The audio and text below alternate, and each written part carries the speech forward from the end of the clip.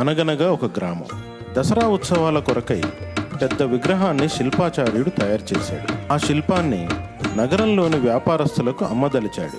కానీ అంత పెద్ద విగ్రహాన్ని తాను మోసుకుపోలేడు కనుక విగ్రహాన్ని నగరం వరకు మోయడానికి ఒక గాడిదను కిరాయి మాట్లాడుకున్నాడు. ఆ విగ్రహాన్ని గాడిద వీపుపై జాగ్రత్తగా కట్టి నగరం వైపుకు బయలుదేరాడు. మార్గమధ్యంలో ప్రజలు గాడిద వీపుపై గల అమ్మవారి విగ్రహాన్ని చూసి భక్తితో వంగి వంగి నమస్కరిస్తూ చేతులెత్తి మొక్కసాగారు. సుందర విగ్రహాన్ని కొందరు పొగిడితే కొందరు శిల్పి గొప్పదనాన్ని పొగడసాగారు. కానీ గాడిద ఇందుకు భిన్నంగా ఆలోచించసాగింది. నన్ను చూసి వంగి నమస్కరిస్తున్నారని, ప్రజలు తనని మాత్రమే ప్రశంసిస్తున్నారని గాడిద గర్వంతో ఉప్పొంగిపోయింది. తన ఆనందాన్ని ప్రకటిస్తూ గట్టిగట్టిగా రెంకలు వేయడం ప్రారంభించింది. శిల్పి గాడిదను సముదాయించే ప్రయత్నం చేశాడు. గాడిద శిల్పి మాటలను ఖాతరు చేయలేదు. ఇంకా పెద్దగా గాండ్రిస్తూ నిఠారుగా నడవడం ప్రారంభించింది. గాడిద ఈ విధంగా ప్రవర్తించడం శిల్పిని ఎంతో ఆందోళనకు గురిచేసింది. దాంతో విగ్రహం విరిగిపోతుందని కర్ర తీసుకొని గాడిద కాళ్ళపై బాదడం ప్రారంభించాడు. దెబ్బలు తిన్న గాడిద నొప్పితో ఊహల్లోంచి వాస్తవంలోకి వచ్చి సక్రమంగా నడవసాగింది.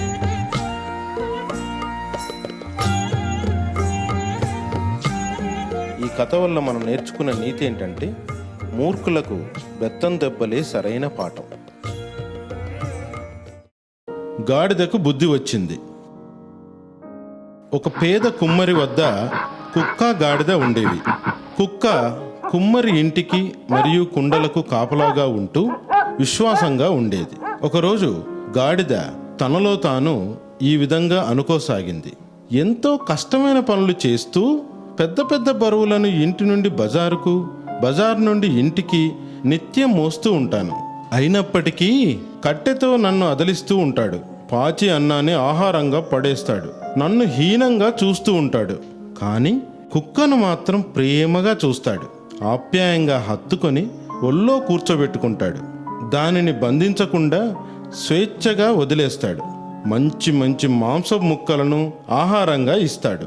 ఈ రోజు నుండి నేను కూడా యజమాని కనపడగానే కుక్కలాగే ప్రవర్తిస్తాను అనుకుంది మనసులో.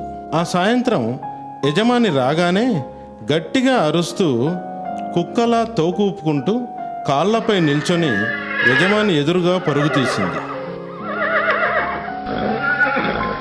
పాపం యజమాని గాడిద తనపై దాడికి వస్తుందని భావించి తనను తాను కాపాడుకోవడానికి దుడ్డు కర్రతో గాడిద వీపుపై బాదడం ప్రారంభించాడు. గాడిదకు తాను చేసిన తప్పు అర్థమై బుద్ధి వచ్చింది. ఇందులో నీతి: ఇతరులను అనుకరిస్తే కష్టాలు తప్పవు.